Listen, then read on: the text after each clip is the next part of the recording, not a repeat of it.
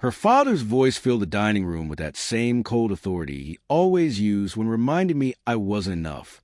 "He's just a warehouse worker," he said, the words cutting through the clinking of silverware. His daughter, my wife's sister, laughed like it was a punchline to a joke.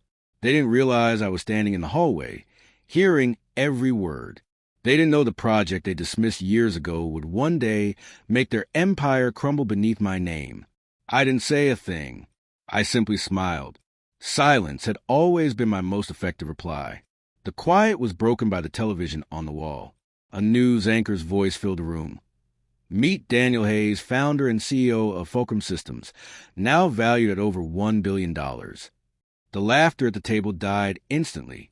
My wife's hand trembled as she set down her wine glass. For once, she had no words. When we met, I was a man who came home every night covered in dust from loading docks and warehouse floors. She, on the other hand, was born into wealth, tailored dresses, fine dining, and the kind of confidence only money can breed. She claimed she loved my simplicity, my realness. I wanted to believe her. Her father tolerated me with polite disdain. Her sister never even tried to hide her contempt. But I loved her, and I thought that was enough to bridge our worlds. I was wrong. The ship began slowly. Late nights, hidden texts, new perfume I didn't recognize. Then one evening, she left her laptop open. I didn't go looking for trouble, but there it was, an email thread between her father, and his partners. They were discussing me. My wife had been feeding them details about my app, an idea they once mocked. My designs, my code, my progress updates, all forwarded to them. The plan was simple. They'd acquire the concept through a shell company and buy me out for pennies.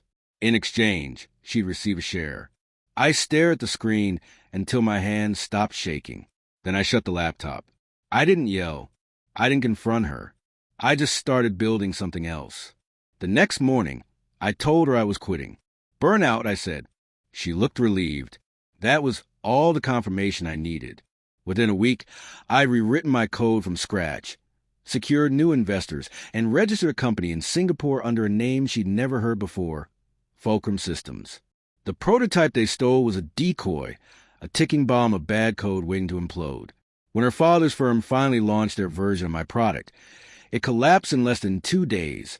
Data breach, total system failure, millions gone. They called it a technical mishap. I called it Act 1. I knew her father's pride was his weakness. His business depended on reputation, not results. So I went for that next. Using a trail I fabricated, I leaked evidence of insider trading to the press. One article turned into 3, then into headlines. His board demanded explanations he couldn't provide. Her sister, the PR genius, tried to control the fallout. I sent her a fake story to chase, a scandal that backfired spectacularly. She was discredited within weeks. The family turned on itself before I even needed to intervene.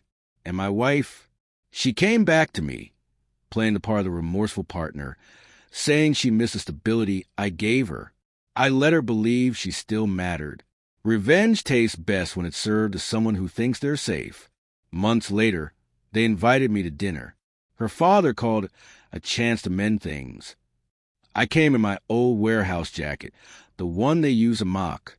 The same dining room, the same polished table. But now the power felt different. Then the TV flickered again, same anchor, same smile.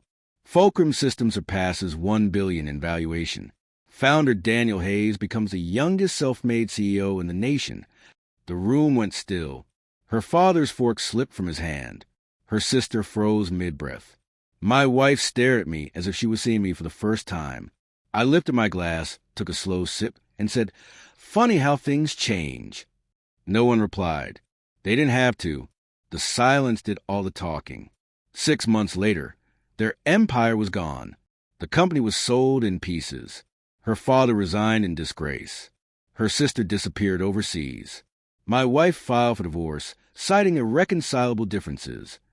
I signed the papers with the same pen I used for Fulcrum's IPO. People say I was lucky. They don't understand. It wasn't luck. It was patience, precision, and silence.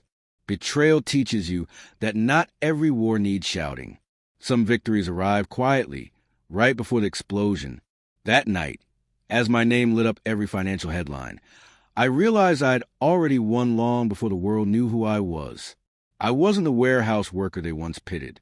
I was the man who built the empire they tried to steal, and left them to watch my commercials between their job searches. Revenge doesn't roar. It smiles, just like I did that night.